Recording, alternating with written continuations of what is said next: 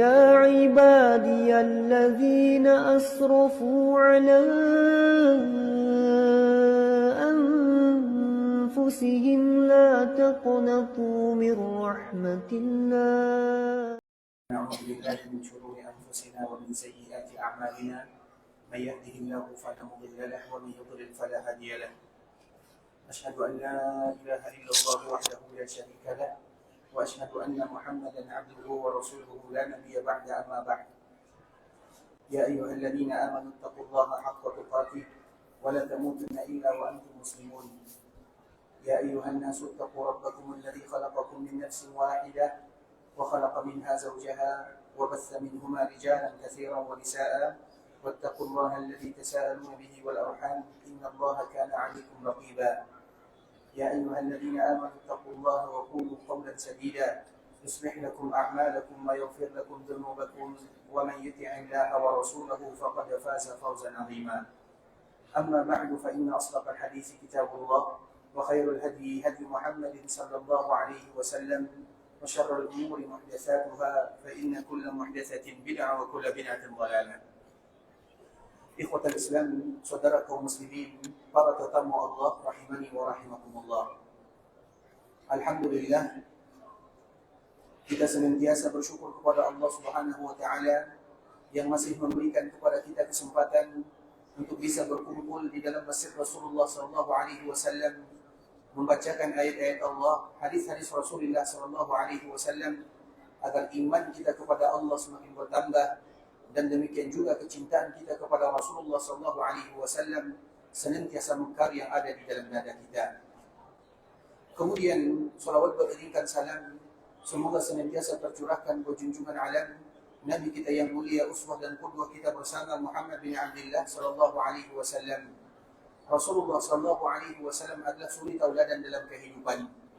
Tidaklah Nabi sallallahu alaihi wasallam meninggal melainkan Nabi sallallahu alaihi wasallam mengajarkan semuanya. Bahkan di dalam sebuah riwayat ikhwatul Islam, ketika ada salah seorang sahabat Nabi yang bernama Abu Ayyub Al-Ansari radhiyallahu taala anhu, dia pergi ke sebuah daerah yang bernama Syam. Kemudian ketika dia berada di sana, maka dia dicemooh oleh orang-orang yang ada di sana sambil mengatakan, "Apakah Nabi kalian mengajarkan kepada kalian qiraah?" Qiraah itu artinya adalah buang air, buang hajat. Sehingga orang-orang yang ada di sana, tujuan mereka bertanya adalah ingin melecehkan sahabat Abu Ayyub Al-Ansari dan juga agama Islam. Kemudian ternyata mereka dikejutkan dengan jawaban Abu Ayyub Al-Ansari radhiyallahu taala anhu dengan mengatakan, "Iya, Nabi ajarkan kepada kami semuanya hatta al-qiraah." Bahkan tata cara buang air pun diajarkan oleh Nabi sallallahu alaihi wasallam kepada umatnya. Artinya masalah yang semua kita melakukan dan yang biasa kita anggap remeh dan sepele ikhwatul Islam diajarkan oleh Nabi sallallahu alaihi wasallam. Buang hajat, buang air diajarkan oleh Nabi.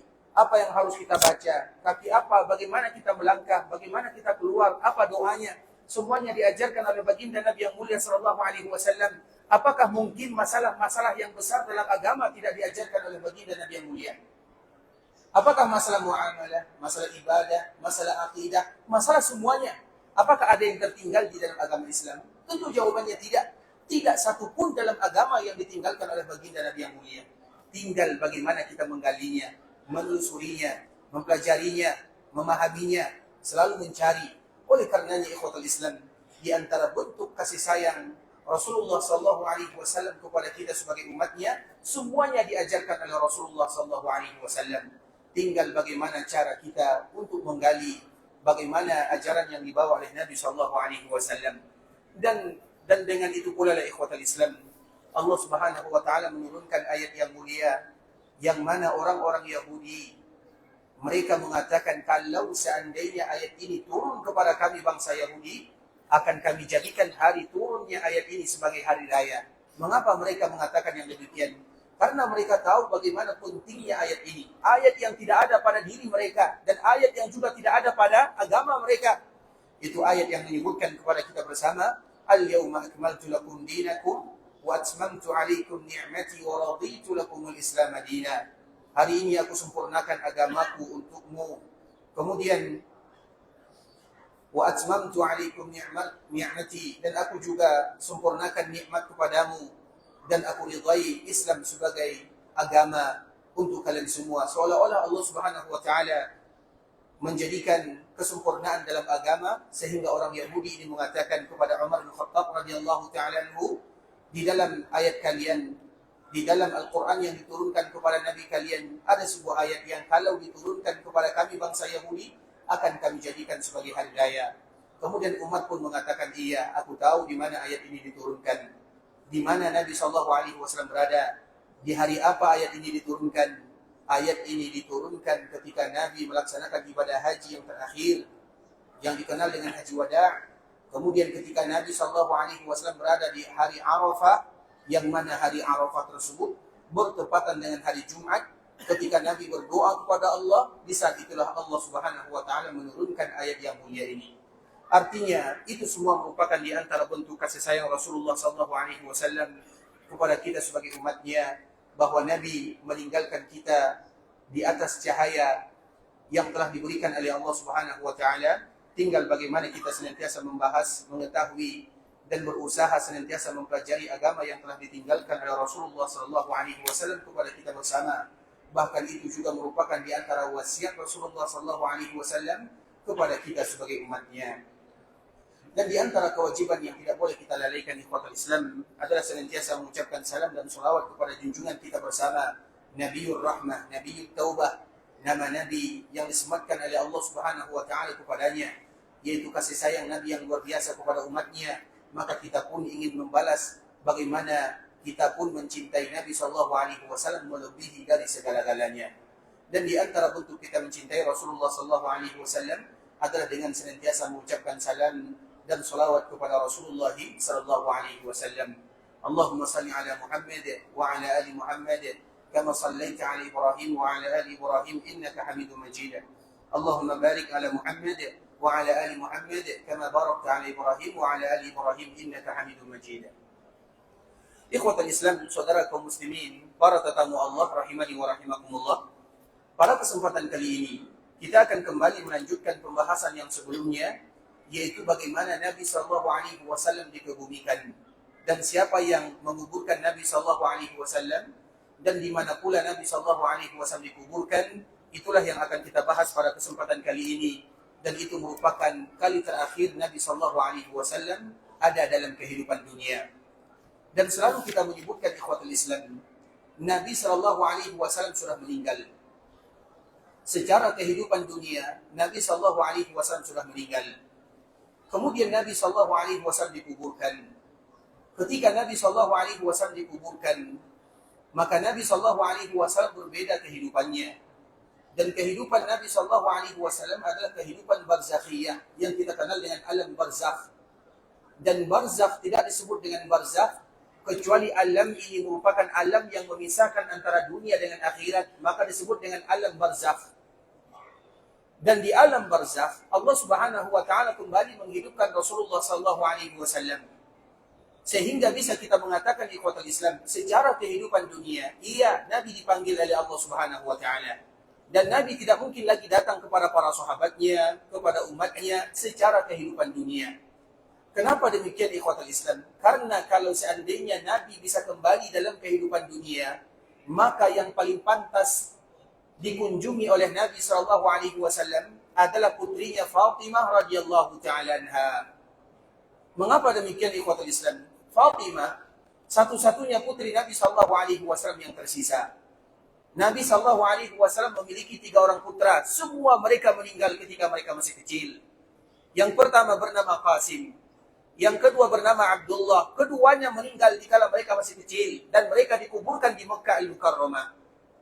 Kemudian yang ketiga putra Nabi SAW bernama Ibrahim. Ibrahim yang berasal dari Maria Al-Qibtiyah juga meninggal dikala dia masih kecil, dan dia dikuburkan di Madinah, di Baqi sana.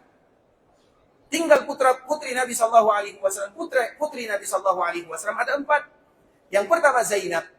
Zainab ini meninggal di kota Madinah, dikuburkan di kota Madinah, di perkuburan Baqi. Kemudian yang kedua, putri Nabi SAW adalah istri Utsman bin Affan radhiyallahu taala anhu yang pertama, yang bernama Ruqayyah.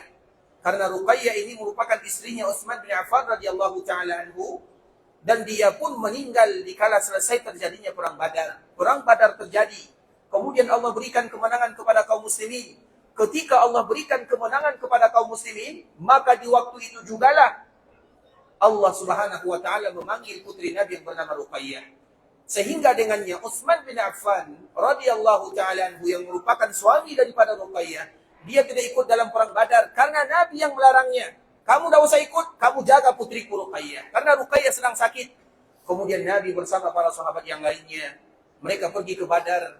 Kemudian Allah berikan kemenangan di sana. Dikala kaum muslimin menang, namun Nabi dikejutkan dengan wafat putrinya yang bernama Ruqayyah. Dan Utsman bin Affan pun menguburkan istrinya di perkuburan Baqi'. Kemudian yang ketiga, dan ini terjadi pada tahun kedua Hijriah. Kemudian yang ketiga, putri Nabi SAW yang bernama Ummu Kulthum. Ummu Kulthum juga merupakan istri dari Utsman bin Affan setelah Ruqayyah meninggal. Dan Ummu Kulthum ini ikhwatul Islam juga meninggal ketika Nabi SAW masih hidup. Para ulama menyebutkan dia meninggal pada tahun ke-9 Hijriah. Pada tahun ini, maka Ummu Kulthum dipanggil oleh Allah Subhanahu wa taala. Sehingga tentunya Utsman bin Affan yang dikenal dengan Zunnurain. Zunnurain itu artinya orang yang punya dua cahaya. Karena putri-putri Nabi ibarat cahaya dalam kehidupan dunia. Dan untuk Utsman ada dua. Yang pertama Ruqayyah dan yang kedua adalah Ummu Kulthum. Kemudian Nabi mengatakan kepada sahabatnya Utsman, kalau kami masih punya yang ketiga, maka kami akan nikahkan kamu dengannya. Artinya Nabi tidak ada lagi putrinya. Yang tersisa adalah Fatimah. Dan Fatimah ini dinikahi oleh Ali bin Abi Thalib yang juga merupakan sepupu Nabi dan anak angkat Nabi SAW. Artinya ikhwatul Islam, satu-satunya putri Nabi SAW yang tertinggal dan Nabi SAW masih hidup adalah Fatimah radhiyallahu taala anha. Sedangkan yang lain sudah dipanggil oleh Allah Subhanahu wa taala. Kemudian ketika Nabi SAW sakit di akhir kehidupannya, maka tiba-tiba datang Fatimah menjenguk ayahnya melihat Nabi SAW yang sedang terbujur berbaring di rumah ibunda Aisyah. Kemudian tiba-tiba datanglah Fatimah. Ketika Fatimah datang, maka Nabi SAW mengatakan, marhaban bibnati. Selamat datang wahai putriku Fatimah. Karena Nabi SAW sangat sayang kepada Fatimah. Dan biasanya Nabi SAW senantiasa mencium di antara kedua kening Fatimah kalau seandainya berjumpa. Namun kali ini karena Nabi sudah sakit, tidak lagi bisa melakukan sebagaimana yang biasa dilakukan oleh Nabi kepada putrinya. Kemudian setelah Fatimah datang, maka Nabi SAW mempersilahkan Fatimah duduk di kanan atau di kirinya. Kemudian di saat itulah Nabi membisikkan kepada Fatimah sambil mengatakan, wahai Fatimah, sesungguhnya ayahmu akan dipanggil oleh Allah Subhanahu wa taala. Semenjak Nabi mengatakan kalimat ini, maka tentu Fatimah bersedih dengan kesedihan yang luar biasa. Bahkan dia menangis dengan tangisan yang keras didengarkan oleh orang-orang yang ada di sana. Karena pada waktu itu yang ada di dalam rumah Nabi SAW semuanya adalah istri-istri Nabi SAW. Jadi dikala Fatimah menangis, biasa seolah-olah dia menangis kepada ibunya atau ibu sambungnya. Artinya ikhwatul Islam, semenjak Nabi mengabarkan kepada Fatimah, wahai Fatimah, ayahmu akan dipanggil oleh Allah. Maka Fatimah sedih, menangis. Kemudian Fatimah pun pergi ke rumahnya. Dan pada akhirnya Nabi SAW meninggal. Semenjak Nabi meninggal, maka semenjak itu pula lah Fatimah sakit-sakitan. Dia jarang lagi keluar dari rumahnya. Mengapa tidak ikhwatul Islam? Ayahnya, orang yang paling dia cintai. Sehingga Ali bin Abi Thalib radhiyallahu ta'ala anhu jarang keluar dari rumahnya. Kenapa Ali jarang keluar dari rumahnya? Menjaga putri Nabi yang bernama Fatimah radhiyallahu ta'ala anha. Makanya ada sebagian orang yang mengatakan Ali bin Abi Thalib, dia tidak membaiat Abu Bakar As-Siddiq. Tidak, Ali bin Abi Thalib termasuk orang yang membaiatnya. Tapi kenapa Ali bin Abi Thalib jarang berkumpul dengan kaum muslimin? Iya, 6 bulan pertama dia jarang berkumpul dengan kaum muslimin. Karena dia sibuk menjaga putri Rasulullah SAW yang sedang sakit. Kenapa dia sakit? Karena memang dia sangat sayang dan rindu kepada ayahnya. Saking rindunya ikhwatul Islam, maka dia pun sakit berbaring di rumahnya. Artinya, kalau seandainya Nabi SAW hidup dan dihidupkan kembali, bisa datang kepada fulan dan alan.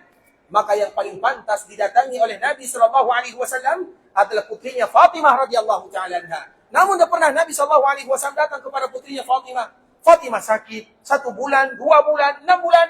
Pada akhirnya Fatimah pun dipanggil oleh Allah Subhanahu wa taala menyusul ayahandanya. Apa maknanya ikhwatul Islam? Nabi SAW secara kehidupan dunia sudah dipanggil oleh Allah Azza wa Jalla, dan itu semua disaksikan oleh para sahabat Nabi yang ada di sana.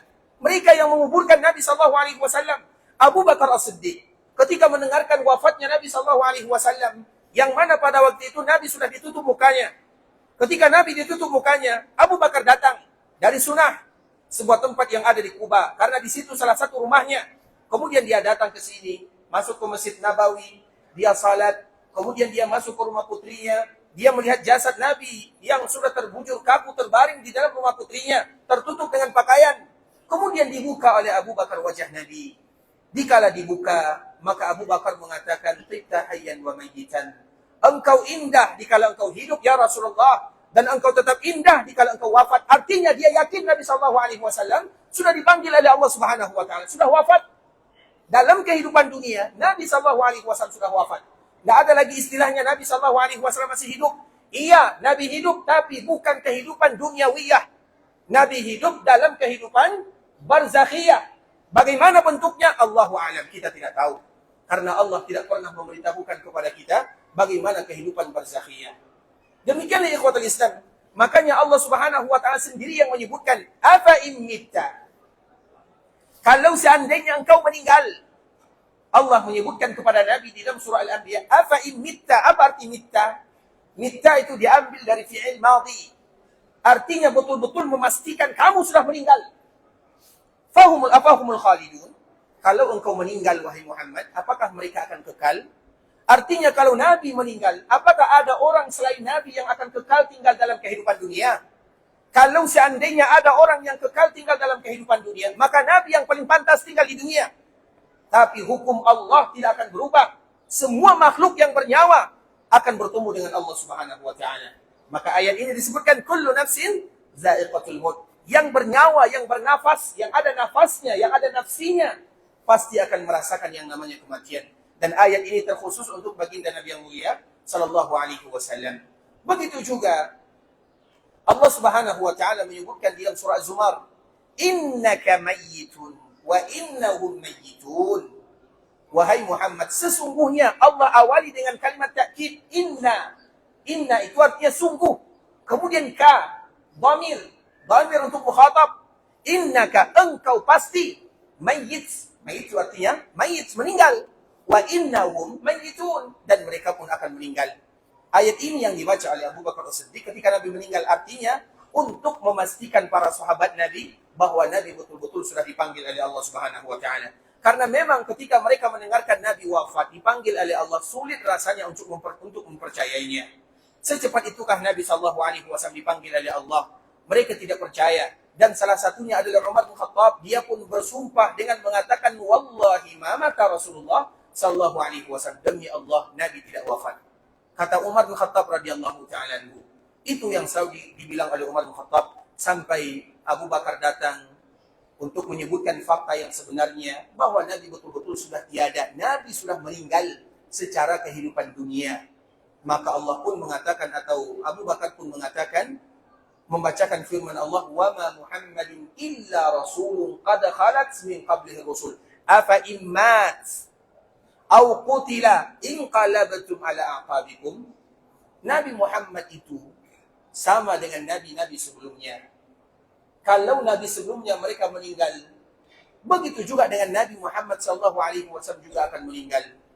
Kemudian Allah mengatakan, kalau seandainya Nabi wafat, afa immata, kalau Nabi meninggal, au qutila, atau Nabi terbunuh, diberikan dua pilihan oleh Allah Subhanahu wa taala. Kalau Nabi meninggal sebagaimana manusia biasa, atau kalau Nabi syahid di jalan Allah Subhanahu wa taala, inqalabtum ala aqabikum, kemudian dengan Nabi wafat kalian pun akan berpaling dari agama Allah. Artinya Nabi ada, Nabi tidak ada, kita tetap menyembah Allah Subhanahu wa taala. Makanya Abu Bakar mengatakan, "Man kana ya'budu Muhammadan fa inna Muhammadan qad mat." Barang siapa yang menyembah Nabi Muhammad, maka Nabi sudah meninggal. Coba lihat bahasanya, qad. Qad itu untuk takkid, memastikan Nabi sudah meninggal. Apabila ada di antara kita yang menyembah Nabi Muhammad, beribadah kepadanya, berdoa kepadanya, ketahuilah Nabi sudah meninggal. Tapi barang siapa yang beribadah kepada Allah, dan semua kita beribadah kepada Allah, fa innallaha hayyun la yamut, maka Allah adalah zat yang maha hidup dan kekal untuk selama-lamanya.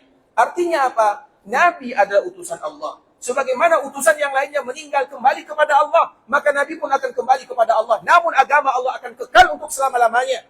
Nabi ada, Nabi tidak ada, agama akan ada untuk selama-lamanya sampai terjadi hari kiamat.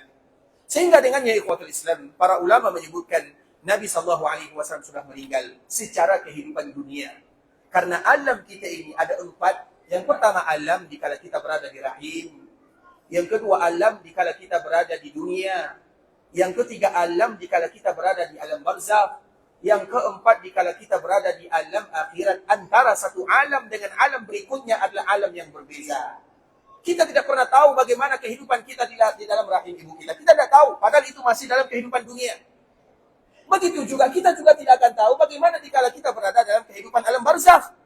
Apalagi dalam kehidupan akhirat. Kita tidak tahu kecuali yang diberitahu oleh Nabi SAW. Sehingga di antara salah satu yang diberitahukan oleh Nabi SAW adalah bahwa Nabi akan meninggal dan dipanggil oleh Allah Subhanahu Wa Taala. Sehingga semua para sahabat Nabi mereka meyakini yang demikian. Maka Mu'adz bin Jabal radhiyallahu taala anhu, salah seorang sahabat yang diutus oleh Nabi di akhir kehidupannya. Karena ada 2 orang sahabat yang diutus oleh Rasulullah pergi ke sebuah daerah yang bernama Yaman. Yaman ini selalu kita menyebutkan ikhwatul Islam adalah daerah yang berada di belakang Taif. Maka daerah yang ada di belakang Taif semuanya disebut dengan Yaman sampai ke daerah sekarang ini. Semuanya disebut dengan Yaman. Maka disitulah ada namanya Rukun Yamani. Yang ada di Ka'bah ada namanya Rukun Yamani. Kemudian ikhwatul Islam yang pertama adalah Mu'adz bin Jabal. Yang kedua adalah Ali bin Abi Thalib radhiyallahu taala anhuma. 2 orang sahabat ini mereka pernah diutus oleh Nabi pergi ke sebuah daerah yang bernama Yaman. Ketika Mu'adz ini diutus oleh Nabi sallallahu alaihi wasallam, wahai Mu'adz, innaka sata'ti qauman min ahli al-kitab, falyakun awwala ma tad'uuhum ilaihi syahadatu an la ilaha illallah. Wahai Mu'adz, engkau akan mendatangi suatu kaum yang mereka adalah ahli kitab. Artinya mereka punya ilmu, mereka tahu tentang agama. Dan Nabi menyebutkan yang demikian agar Mu'adz bersiap-siap untuk berdakwah di jalan Allah. Karena tidak boleh seorang berdakwah di jalan Allah kecuali mereka ada landasan ilmu agama di sana. Sehingga Nabi SAW memperingatkan Mu'adz, innaka sata'ti qauman, engkau akan datang kaum yang mana kaum ini berbeda dengan kaum yang lainnya. Terutama kaum ahli kitab. Ahli kitab itu mereka yang diberikan Alkitab.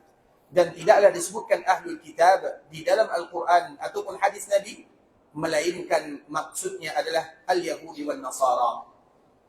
Kemudian ikhwatul Islam, ketika Mu'adz diutus oleh Nabi dan Nabi mengatakan engkau akan datang ke suatu kaum yang mereka adalah ahli kitab, falyakun awwala ma tad'uuhum ilaihi syahadah an la ilaha illallah. Ketika engkau datang dan sampai berjumpa dengan mereka, wahai Mu'adz, hendaklah yang pertama kali kamu dakwahkan adalah mengajak mereka mengucapkan la ilaha illallah. Kemudian mengajarkan kepada mereka makna la ilaha illallah, sebuah kalimat yang mana apabila ada di antara kita yang berdakwah, inilah pondasinya. Karena itu merupakan di antara bentuk berdakwah kepada Allah.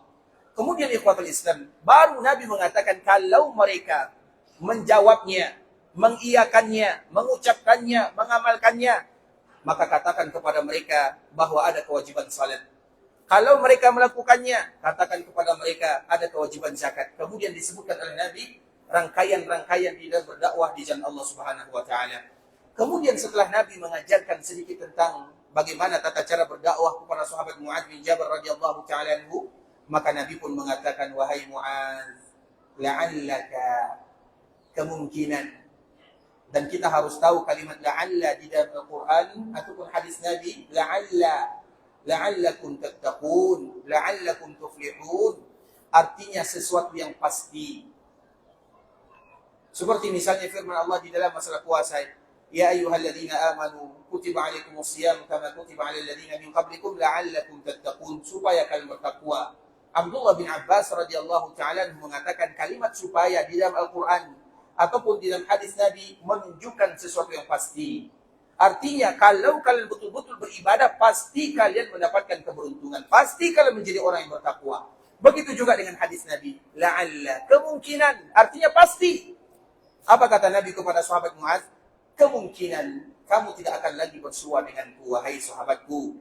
Dan engkau akan melewati masjidku dan perkuburanku. Engkau akan melewati masjidku dan perkuburanku. Mendengarkan yang demikian, sahabat Muaz mengetahui apa makna yang diinginkan oleh Nabi SAW. Di saat itulah dia mengucapkan kata perpisahan. Dia terpaksa meninggalkan Madinah, terpaksa meninggalkan Nabi, karena Nabi yang memberikan tugas mulia kepadanya, berdakwah di jalan Allah. Namun dalam satu sisi, itu adalah pertemuan terakhir dirinya dengan Rasulullah Sallallahu Alaihi Wasallam. Sehingga dengannya ikhwatul Islam, sepulangnya Muaz dari berdakwah, maka dia tidak lagi menjumpai Nabi Sallallahu Alaihi Wasallam, dan yang dia jumpai adalah perkuburan Nabi Sallallahu Alaihi Wasallam, sesuai dengan apa yang dikabarkan oleh Nabi sebelum dia berangkat berdakwah di jalan Allah Subhanahu Wa Taala. Artinya yang ingin kami sampaikan ikhwatul Islam, bahwa Nabi SAW betul-betul dipanggil oleh Allah Subhanahu Wa Taala. Nabi dalam kehidupan dunia tidak akan pernah lagi datang kepada siapapun. Kalau Nabi bisa datang, maka Nabi paling pantas datang kepada keluarganya, kepada Fatimah, kepada sahabatnya. Makanya para sahabat ikhwatul Islam, tidak ada di antara mereka mengatakan bahwa Nabi SAW mendatangi kami. Tidak pernah para sahabat mengatakan yang demikian. Tapi para sahabat senantiasa bermimpi bertemu dengan Nabi SAW. Itu yang terjadi pada diri mereka. Bahkan sebahagian sahabat yang lain menyebutkan ikhwatul Islam, setiap hari saya bermimpi dengan Nabi SAW. Kalau demikian keadaannya, maka lain ceritanya. Karena bermimpi dengan Nabi, disebutkan oleh Nabi SAW, Man ra'ani fil manami faqad ra'ani fa inna syaitana la yatamassalu bi. Barang siapa yang melihatku di dalam mimpi, maka sungguh itu adalah aku. Karena syaitan tidak pernah bisa menyerupai Nabi SAW. Artinya, syaitan bisa menyerupai semua manusia. Misalnya, kita lihat biasanya ada sebahagian saudara kita meninggal, keluarga dekat kita. Kita meninggal dan kita saksikan dia meninggal. Tiba-tiba, seminggu ke depan, kita lihat dia berjalan di pasar. Ketahuilah ikhwatul Islam, itu bukan saudara kita. Saudara kita sudah meninggal. Tapi itu adalah syaitan yang menyamar sebagai saudara kita. Dan sering kita melihat yang demikian. Karena memang syaitan bisa berbentuk siapa saja. Dia bisa menyerupai kita semuanya. Dan syaitan tidak pernah bisa menyerupai Nabi SAW. Itu poin pertama. Poin yang kedua, walaupun syaitan tidak pernah bisa menyerupai Nabi, tapi bisa jadi syaitan itu mengaku-ngaku Nabi. Misalnya ada orang yang bermimpi, kemudian dia mengatakan, aku adalah Nabi. Maka disitulah kita melihat apakah betul itu adalah Nabi SAW. Bagaimana caranya? Mudah saja ikhwatul Islam. Alhamdulillah agama kita memberitahukan secara detail, mulai dari ujung kaki sampai ujung rambut, kita tahu bagaimana sifat Nabi SAW.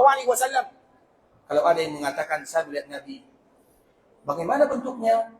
Nabi itu Masya Allah punya rambut yang keriting, yang sudah beruban, yang berjenggot lebat.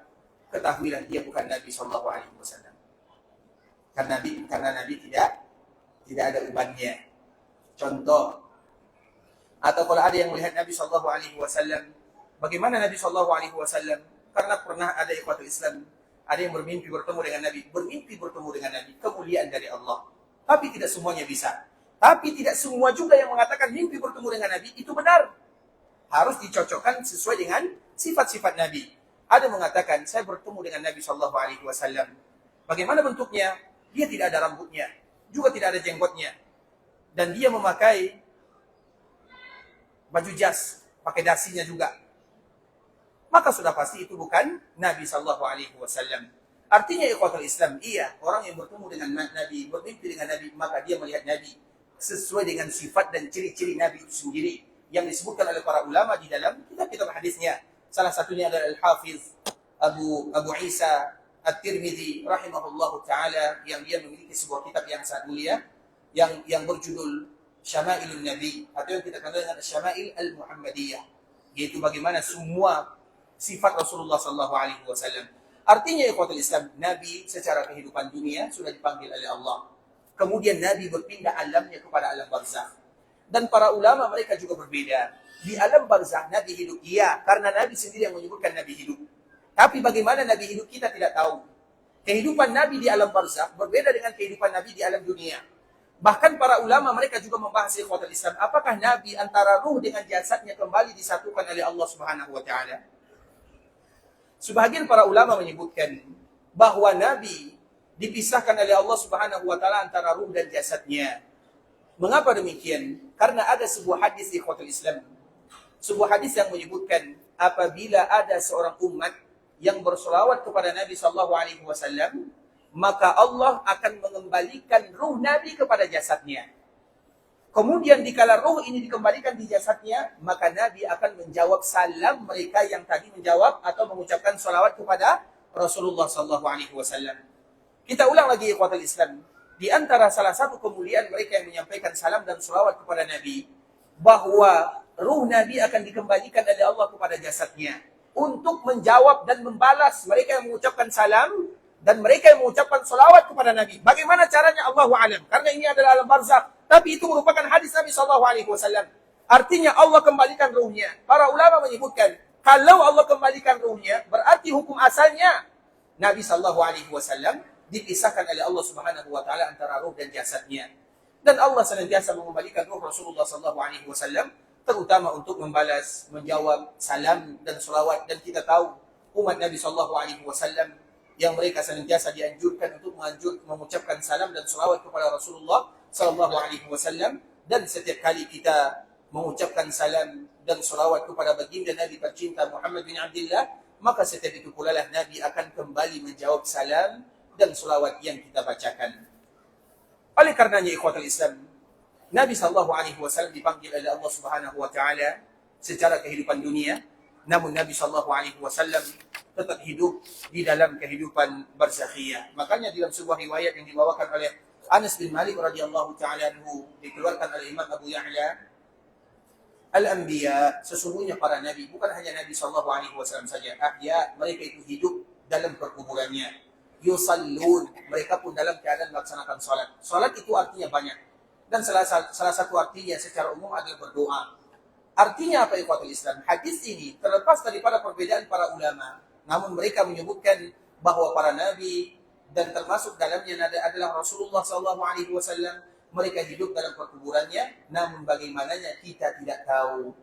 Dan yang hidup dalam perkuburan bukan hanya nabi saja, para nabi juga demikian, para syuhada mereka juga demikian. Makanya Allah juga menyebutkan وَلَا تَحْسَبَنَّ الَّذِينَ قُتِلُوا فِي سَبِيلِ اللَّهِ أَمْوَاتٍ. Jangan pernah kalian menyangka orang yang wafat gugur di jalan Allah mereka itu meninggal, tidak, tapi mereka hidup di sisi Allah Subhanahu wa taala. Artinya para syuhada saja hidup, maka Nabi lebih pantas lagi untuk hidup, tapi kehidupannya adalah kehidupan barzakhiyah. Kemudian ikhwatul Islam, kita lanjutkan lagi hadis yang disebutkan oleh Abdullah bin Abbas radhiyallahu taala anhu ketika Nabi sallallahu alaihi wasallam disalatkan. Karena para sahabat mereka memandikan Nabi sallallahu alaihi wasallam, kemudian mereka mengkafankan Nabi, kemudian setelahnya mereka menggali perkuburan untuk Nabi sallallahu alaihi wasallam. Kemudian setelahnya atau sebelum menggali perkuburan Nabi, laqad ikhtalafa al-muslimun fil makan alladhi yughfaru lah. Para kaum muslimin atau para sahabat Nabi, mereka berbeza di mana Nabi akan dikuburkan atau digali perkuburannya di mana. Faqala qailun, maka ada yang mengatakan Nabi dikuburkan di masjidnya, yang lain mengatakan Nabi dikuburkan di perkuburan yang sama dengan para sahabatnya. Sampai datang Abu Bakar As-Siddiq radhiyallahu taala anhu yang menyatakan, saya mendengarkan Nabi bersabda, ma qubida nabiyyun illa dufina haitsu yuqbad. Tidaklah Nabi dikuburkan atau tidaklah Nabi meninggal kecuali mereka akan dikuburkan di mana mereka meninggal. Dan Nabi SAW meninggal di rumah ibunda kita Aisyah radhiyallahu taala anha. Rumah ibunda Aisyah ikhwatul Islam, ini hanya sekedar kita mengulang-ulang saja. Rumah ibunda kita Aisyah radhiyallahu taala anha di awalnya berada di bagian belakang Masjid Nabawi atau posisinya bukan di bagian depan. Karena memang ikhwatul Islam, rumah Nabi SAW terutama dikala datang ke kota Madinah, kiblatnya masih menuju Baitul Maqdis. 16 bulan, 17 bulan lamanya Nabi berada di kota Madinah, kiblat kaum muslimin masih mengarah ke arah Baitul Maqdis. Kemudian setelahnya, karena Nabi SAW senantiasa berdoa kepada Allah. Qad nara taqalluba wajhika fis sama'. Apa kata Allah Subhanahu wa taala dalam surah Al-Baqarah awal juz 2? Kami senantiasa memperhatikan wajahmu. Qad nara taqalluba, berbolak-balik, artinya siang dan malam Nabi berdoa kepada Allah. Qad nara taqalluba wajhika fis sama'. Nabi selalu mengangkat kepalanya berdoa meminta kepada Allah. Apa yang diinginkan oleh Nabi? Yang diinginkan oleh Nabi, bagaimana supaya kiblat kaum muslimin menuju Ka'bah Musyarrafah, bukan lagi ke Baitul Maqdis. Karena selama Nabi mengarahkan kiblat dan wajahnya ke Baitul Maqdis, orang Yahudi mereka tidak mau masuk ke dalam agama Islam. Kenapa mereka mengatakan yang demikian? Sama saja, agama Nabi dengan agama kita sama. Sama-sama kiblatnya, tidak ada lebihnya. Maka Nabi SAW meminta kepada Allah, selalu meminta kepada Allah agar kiblat itu dipalingkan. Setelah 16 bulan atau 17 bulan, maka barulah Allah mengabulkan. Sehingga terkenal dengan salat di dua kiblat.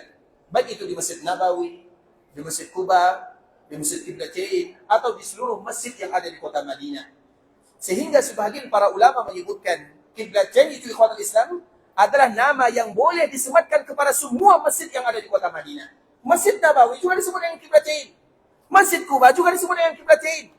Masjid Qiblatain atau Masjid Bani Salimah juga disebut dengan Masjid Qiblatain. Artinya semuanya bisa disebut dengan Qiblatain. Kemudian setelah itu ikhwatul Islam, rumah. Karena berarti misalnya posisi masjid seperti ini. Masjid Nabawi, persegi panjang. Panjangnya 35, lebarnya 30. Kita ulang lagi ikhwatul Islam. Rumah Nabi adalah rumah Nabi. Dan masjid adalah masjid. Dan kita bedakan. Kenapa yang demikian? Karena Nabi berada di dalam rumah tersebut bersama keluarganya. Dan kita tahu keluarga Nabi, ibunda kita Aisyah radhiyallahu ta'ala anha, sama dengan wanita-wanita yang lainnya. Artinya tabiat sebagai seorang wanita. Kadang datang bulannya, kadang dia tidak salat. Dan dia tetap berada di dalam rumah tersebut. Kalau seandainya rumah Nabi bagian daripada masjid, maka Aisyah tidak akan berada di dalamnya. Bisa dipahami? Rumah Nabi, Masjid Nabawi, Masjid Nabawi. Kemudian di antara kemuliaan rumah ibunda kita Aisyah dan kamarnya, Allah wafatkan Nabi di dalamnya. Dan kita tahu ikhwatul Islam, Nabi berbeda dengan nabi-nabi yang lainnya atau Nabi berbeda dengan umat biasa. Nabi SAW berbeda dengan umat yang lainnya atau dengan manusia biasa, sebagaimana masjid Nabi juga berbeda dengan masjid yang lainnya. Kita contohkan misalnya, dikala Nabi meninggal, di antara perbedaannya selalu kita sebutkan Nabi tidak boleh dipindahkan jasadnya. Di mana Nabi meninggal, di situ dimandikan, di situ dikafankan, di situ dikuburkan. Nabi SAW. Kalau manusia yang lain, boleh dipindahkan. Misalnya dia meninggal di daerah lain, kemudian dia ingin meninggal dikuburkan di Baqi, misalnya, boleh, tidak menjadi masalah. Atau ada yang meninggal di sini, seperti misalnya dulu ada teman kami yang berasal dari Malaysia, qadarullah dia diberikan kemuliaan meninggal di sini, dan orang tuanya ingin dikuburkan di daerahnya, diantarkan ke daerahnya, tidak menjadi masalah. Boleh dipindahkan kemana saja, tidak menjadi masalah. Tapi Nabi satu jengkal pun tidak boleh dipindahkan. Itu perbedaan Nabi dengan manusia biasa. Artinya perkuburan Nabi tidak boleh dipindahkan sama sekali. Jadi tidak ada istilahnya perkuburan Nabi SAW dibongkar, dipindahkan. Tidak akan pernah ada sampai hari kiamat. Karena Allah akan menjaga Nabi dan menjaga perkuburan Nabi SAW. Sehingga ikhwatul Islam dulu, perkuburan Nabi selalu kita menyebutkan, dulu perkuburan Nabi biasa, sebagaimana perkuburan yang lainnya. Kemudian ada usaha, terutama orang-orang yang iri kepada Nabi, iri kepada kaum muslimin. Mereka berusaha untuk mencuri jasad Nabi SAW. Karena mereka mengatakan, kenapa orang-orang selalu datang ke Mekah? Kenapa selalu datang ke kota Madinah? Orang datang ke Mekah beribadah, kita sudah tahu. Orang datang ke Madinah untuk juga beribadah, kita juga sudah tahu. Dan salah satu ibadah yang dianjurkan adalah berziarah ke perkuburan Nabi. Sehingga mereka mengatakan, agar orang-orang datang ke daerah kita, maka kita curi perkuburan Nabi atau kita curi jasad Nabinya. Maka dilakukan pencurian untuk jasad Nabi. Tapi ingat ikhwatul Islam, Allah yang menjaga Nabi SAW. Siapapun tidak akan pernah berhasil. Karena Allah yang menjaga Nabi. Wallahu ya'simuka minan nas. Allah yang menjaga Nabi dari gangguan manusia. Baik Nabi hidup ataupun Nabi wafat. Tetap akan dijaga oleh Allah Azza wa Jalla. Artinya karena memang itu kodratnya, takdirnya para nabi dan para rasul. Salah satunya adalah baginda Nabi yang mulia, di mana mereka meninggal, di situ dikuburkan dan tidak akan boleh dikuburkan, kuburannya tidak boleh dipindahkan sama sekali. Begitu juga dengan Masjid Nabawi. Berbeda dengan masjid kaum muslimin yang lainnya. Masjid Nabawi ikhwatul Islam yang menentukan lokasinya adalah Allah. Yang menentukan ini tanah haram adalah Allah, bukan nabi, bukan manusia. Allah yang menentukan kemana Nabi hijrah. Makanya kemarin kita menyebutkan di awal dakwah Nabi SAW pergi ke Taif. Taif daerah yang kita tahu semuanya, pemandangan indah, subur, kemudian bagus, strategis, tidak jauh dari Mekah. Nabi pergi ke sana untuk berdakwah. Kalau mereka menerima dakwah Nabi, bisa jadi Taif menjadi ibu kota kaum muslimin. Dakwah Nabi SAW. Namun Allah tidak mau. Allah ingin Madinah menjadi pusat dakwah Nabi SAW. Sehingga orang Taif tidak menerima dakwah. Kemudian Nabi pulang ke Mekah. Kemudian dari Mekah, Allah izinkan Nabi hijrah ke kota Madinah. Orang Madinah menyambut Nabi dengan luar biasa. Dengan sambutan yang sangat indah. Mereka beriman kepada Nabi. Walaupun mereka belum melihat Nabi SAW. Dan itu kekhususan yang dimiliki oleh orang-orang Madinah. Ketika Nabi SAW datang ke sini, mereka tidak kenal Nabi kecuali beberapa orang saja yang berbaiat kepada Nabi SAW. Makanya sebuah cerita yang selalu kita sebutkan. Ketika Nabi datang, karena ketika Nabi hijrah dari Mekah menuju Madinah, Nabi berjalan bersama sahabatnya, Abu Bakar As-Siddiq. Kemudian di perjalanan, Nabi dan Abu Bakar dijumpai oleh salah seorang sahabat yang bernama Urwah. Urwah ini yang dijumpai oleh salah seorang sahabat yang bernama Zubair. Zubair ini ikhwatul Islam memberikan kepada Nabi dan Abu Bakar pakaian yang berwarna putih. Sehingga Nabi dan Abu Bakar As-Siddiq sama-sama memakai pakaian yang berwarna putih. Dan ketika mereka sampai ke kota Madinah, disambut oleh orang-orang Madinah dengan luar biasa. Tapi mereka tidak tahu mana yang namanya Nabi Sallallahu Alaihi Wasallam. Karena ada dua orang, Abu Bakar dengan Nabi Sallallahu Alaihi Wasallam. Mana yang tua, Abu Bakar atau Nabi? Siapa yang jawab? Mana yang lebih tua, Abu Bakar atau Nabi? Yang paling tua. Silakan, Mak. Mana yang paling tua, Abu Bakar atau Nabi? Berapa bezanya antara Nabi dengan Abu Bakar As-Siddiq? Berapa? 6 tahun. Masya Allah. Silakan Pak. Masya Allah. Sehat selalu Pak ya. Maaf Pak ya. Masya Allah. Terima kasih. Masya Allah. Sehat selalu Pak ya. Masya Allah. Baik. Bedanya antara Nabi dengan Abu Bakar As-Siddiq adalah 2 tahun. Nah, ikhwatul Islam. Tapi Nabi, sebagaimana yang kita sebutkan, Nabi itu berbeda. Nabi itu tidak ada ubannya. Nabi memiliki rambut yang sangat indah. Ikal. Kadang rambut Nabi sampai di bahunya. Jenggot Nabi sangat lebat. Indah. Bahkan dikala Nabi salat, para sahabat mengetahui kalau Nabi itu salat membaca ayat atau tidak dari gerakan jenggotnya. Berarti jenggot Nabi sangat lebat dan indah. Dan rambut serta jenggot Nabi tidak ada ubatnya. Karena dikala Nabi hijrah dari Mekah menuju Madinah, berapa umur Nabi? Siapa yang tahu? Dari hijrah dari Mekah menuju Madinah, berapa umur Nabi? Siapa yang tahu angkat tangan? 53 tahun, Masya Allah, barakallahu fiik, Allah zikar. Bisa diaper, Insya Allah, barakallahu fiik, Allah syakarallahu lakum. Baik, 53 tahun. Biasanya orang yang berumur 53. Abu Bakar umurnya 51. 51, 53 biasanya sudah ada uban atau belum? 50. Jangankan 51, 40 saja kadang-kadang sudah beruban ya. Kadang 35 pun sudah ada yang beruban. Artinya itu fitrah manusia biasa, tidak menjadi masalah. Nah, ketika Nabi dan Abu Bakar datang, orang tidak tahu mana Nabi. Mana Abu Bakar, mana Nabi SAW. Dan secara penampakan atau secara penampilan, Abu Bakar lebih tua dari Nabi SAW. Karena Abu Bakar berumur 51 tahun, sudah ada ubannya. Nabi tidak ada ubannya. Jadi Nabi masih seperti seorang pemuda. Sehingga dikala datang ke kota Madinah, maka orang-orang hampir saja ingin menyangka Abu Bakar itu adalah Nabi. Artinya mereka tidak tahu. Mereka tidak tahu, tapi mereka sudah beriman kepada Nabi SAW. Allah yang memilihkan Madinah. Dan Allah juga yang memilihkan penduduknya untuk membela Nabi SAW. Sehingga bagaimana caranya yang dilakukan oleh Abu Bakar As-Siddiq radhiyallahu ta'ala anhu? Tidak mungkin dia mengatakan, saya bukan Nabi. Akhirnya dia mengambil sebuah pakaian, kemudian dilindungi kepala Nabi SAW. Sehingga orang tahu, oh ternyata yang Nabi itu adalah yang tadi dipayungi atau yang yang dilindungi oleh Abu Bakar As-Siddiq radhiyallahu taala anhu. Nah, begitulah penduduk Madinah ikhwatul Islam. Mereka bahagia. Mereka membuka pintunya, membuka rumahnya, membuka daerahnya untuk Nabi dan menyambut Nabi riang gembira. Karena Allah yang menentukan Madinah akan menjadi tempat Nabi dan menjadi perkuburan Nabi, dan di sana ada masjid Nabi. Sehingga artinya bahwa tempat ini, masjid ini, Allah yang menentukan lokasinya. Makanya tidak ada istilah Masjid Nabawi dipindahkan, tidak ada. Diperluas iya, tapi dipindahkan tidak. Kalau diperluas ikhwatul Islam, maka boleh tidak menjadi masalah. Karena yang pertama kali memperluas Masjid Nabawi, siapa yang masih ingat siapa yang pertama kali memperluas Masjid Nabawi? Siapa yang pertama kali melakukan perluasan untuk Masjid Nabawi? Umar bin Khattab. Tahun berapa? Masya Allah, silakan. Insya Allah, barakallahu fiik. Silakan, insya Allah, barakallahu fiik. Umar yang pertama kali memperluas masjid Rasulullah SAW. Syukran. Tapi salah ya.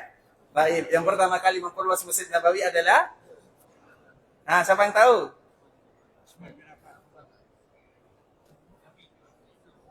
Sayyidina Utsman. Betul gitu nah, Masya Allah, silakan. Masya Allah.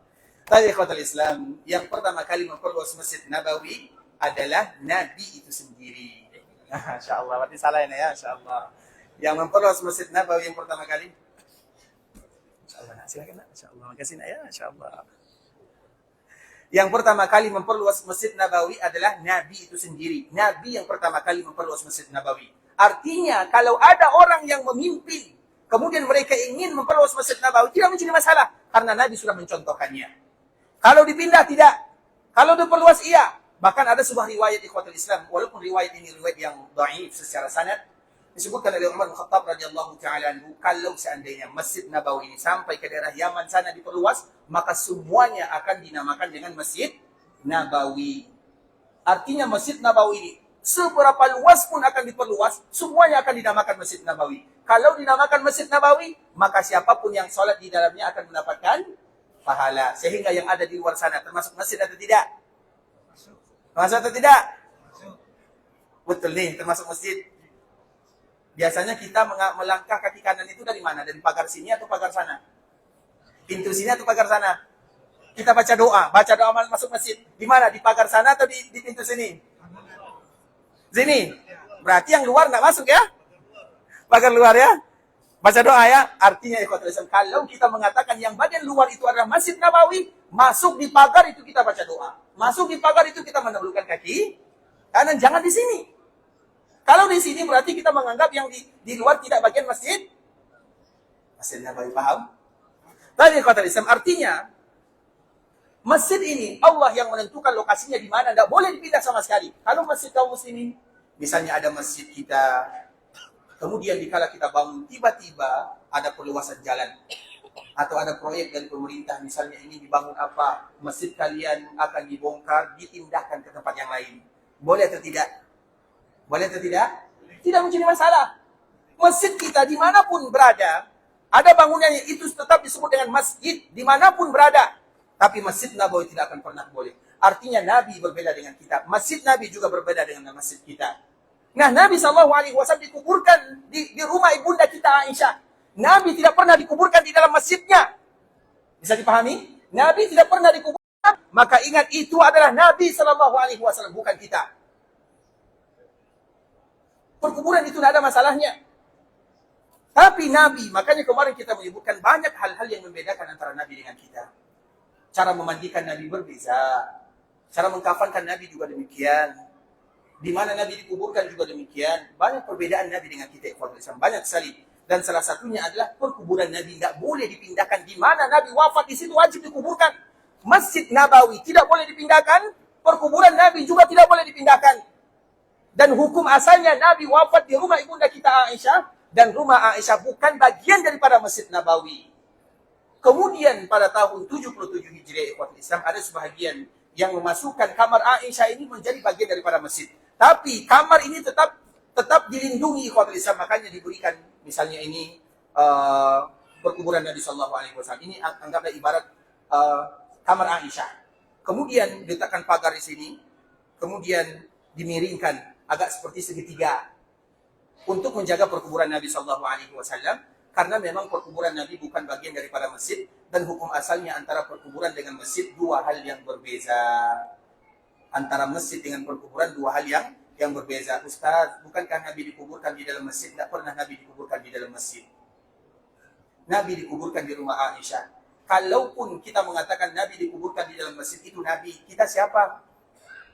Dan itu masjid Nabi. Kita masjidnya masjid apa? Berbeda semuanya. Karena antara perkuburan dengan masjid adalah dua hal yang dipisahkan, dan ini telah kita jelaskan sebelumnya. Kemudian ikhwatul Islam, kita kembalikan kepada hadis yang dibawakan oleh Abdullah bin Abbas radhiyallahu taala anhu. Ketika para sahabat mereka berbeda di mana Nabi akan dikuburkan, maka di saat itulah Abu Bakar datang mengatakan, "Inni sami'tu Rasulullah sallallahu alaihi wasallam yaqul, ma qubida nabiyyun illa dufina haitsu yuqbad." Di mana Nabi meninggal, di situ Nabi akan dikuburkan. Sehingga ketika Abu Bakar mengatakan kalimat ini, selesai perdebatan, perselisihan yang terjadi di kalangan para sahabat Nabi radhiyallahu taala anhum ajma'in. Kemudian ikhwatul Islam, setelahnya maka kemarin kita menyebutkan siapa yang menggali perkuburan Nabi? Siapa masih ingat siapa yang menggali perkuburan Nabi? Abu Talha itu siapa? Masya Allah, silakan, Masya Allah. Abu Talha ikhwatul Islam, syukran ya, wa iyyakum. Abu Talha ikhwatul Islam, Abu Talha dimuliakan oleh Allah Subhanahu wa taala untuk menggali perkuburan Rasulullah sallallahu alaihi wasallam. Kemudian maka diangkatlah jasad Nabi, kemudian diletakkan di atas ranjangnya, kemudian diangkat, kemudian digali perkuburannya. Dan yang menggalinya adalah Abu Talha. Kemudian fahafaru lahu thumma dufina sallallahu alaihi wasallam wasatal laili min lailatil arbi'a. Kemudian setelah Nabi sallallahu alaihi wasallam selesai digali perkuburannya, maka Nabi pun di dalam riwayat ini disebutkan Nabi dikuburkan di pertengahan malam hari Rabu. Artinya di malamnya jam 11 atau jam 12, artinya Nabi dikuburkan di malamnya. Walaupun terjadi perbedaan di antara para ulama, ada yang menyebutkan Nabi dikuburkan di sorenya. Karena memang kalimat sore ikhwatul Islam, masa, ada sabah, ada masa. Kalimat masa, sore di dalam bahasa Arab, kalau bahasa kitanya sore atau petang. Tapi di dalam bahasa Arab itu masa itu sampai malam itu masih disebut dengan sore. Sehingga apabila ada riwayat yang menyebutkan Nabi dikuburkan di sore, malam itu masih bagian daripada kalimat sore atau petang. Makanya bisa jadi itu untuk menggabungkannya. Namun di dalam riwayat ini dijelaskan bahwa di malam Rabu yang pertengahan, karena ada riwayat yang berikutnya di pagi Rabunya. Dan pagi Rabu itu ikhwatul Islam, kalimat pagi kita juga sudah tahu, pagi Rabu. Kalau pagi itu, kapan mulai pagi itu? Biasanya jam berapa? Jam 2 sudah masuk pagi atau belum? Sudah masuk atau belum? Sudah. Masuk. Artinya apa? Jadi sebenarnya tidak bertentangan antara satu riwayat dengan riwayat yang lainnya. Nabi SAW ada yang menyebutkan di petangnya, di sorenya, ada yang menyebutkan di paginya, ada yang menyebutkan di malamnya. Sebenarnya sama. Sama-sama Nabi dikuburkan di malam. Malam juga disebut dengan petang. Malam ini bisa juga disebut dengan pagi. Kemudian ikhwatul Islam, setelah Nabi SAW digali perkuburannya, maka dikuburkan Nabi di malam hari. Sehingga menguburkan orang di malam hari tidak menjadi masalah. Dan itu yang terbaik ikhwatul Islam. Artinya kalau ada orang yang meninggal misalnya sore hari, maka kuburkanlah dia segera. Mengapa demikian? Hadis Nabi SAW, kalau seandainya jenazah ini bisa berbicara, maka dia akan marah kepada kita semua.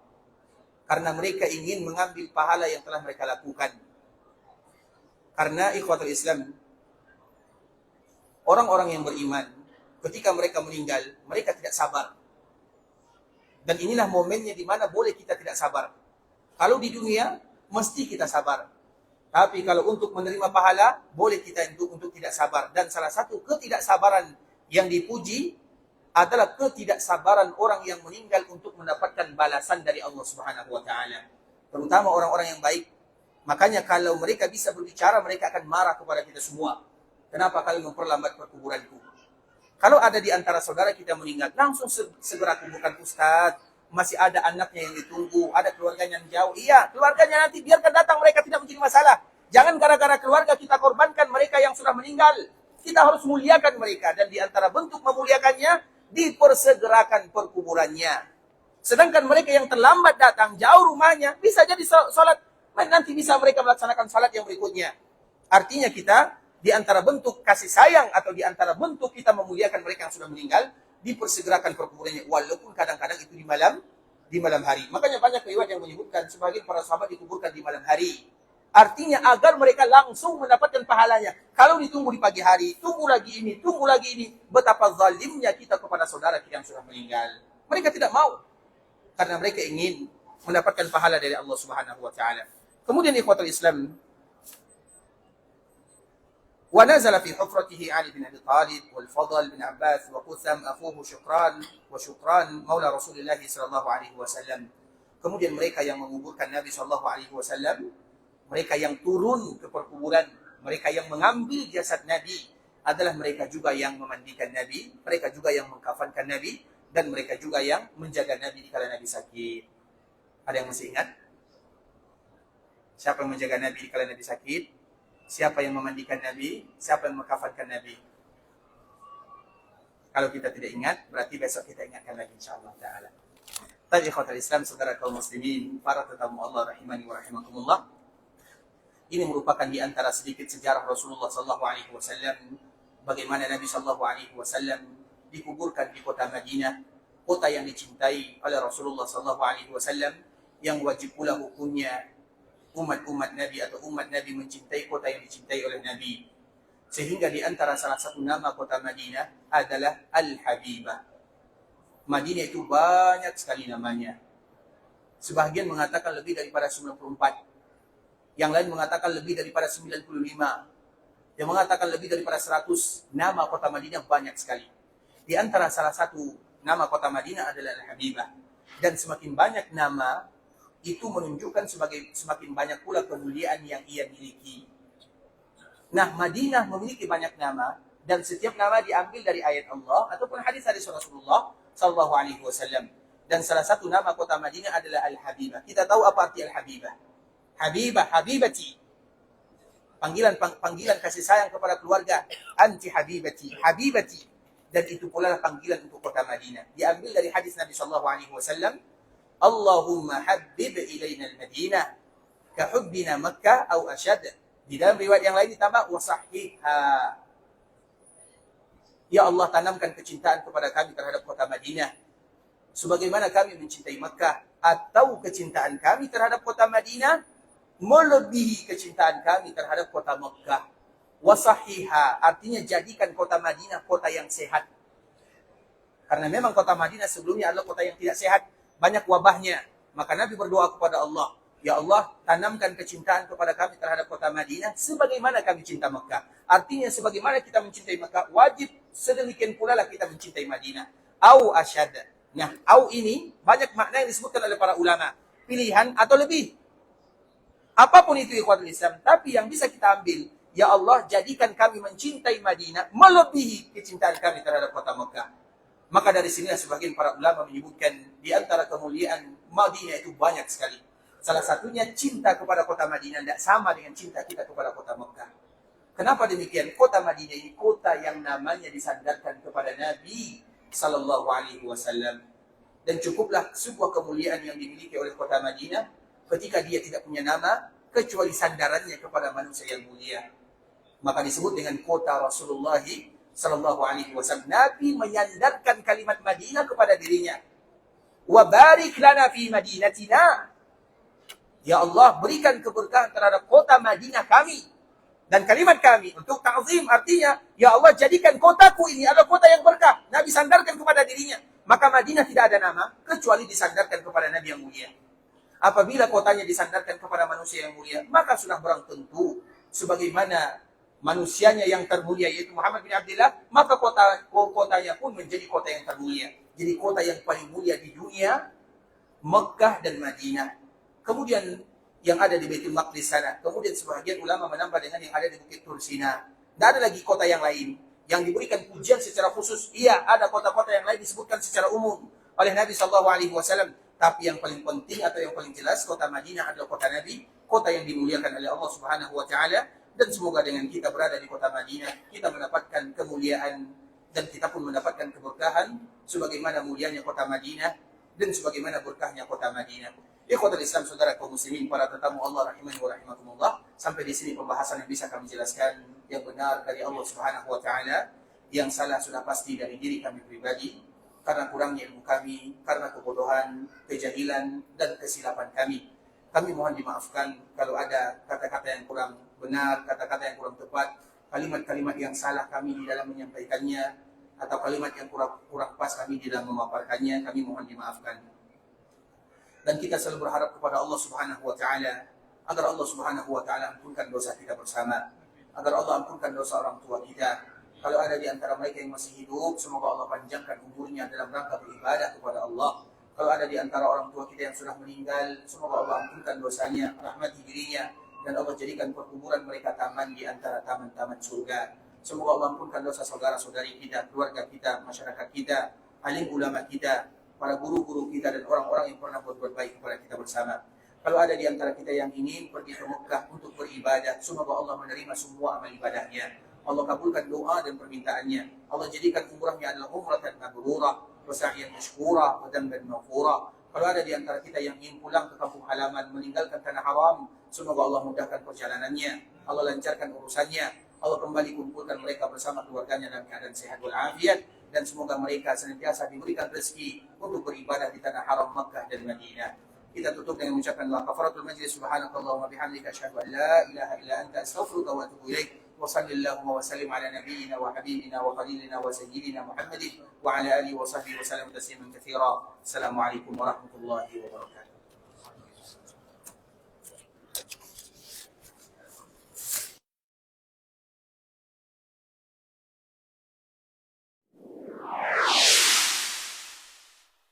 قل يا عبادي الذين أسرفوا على أنفسهم لا تقنطوا من رحمة الله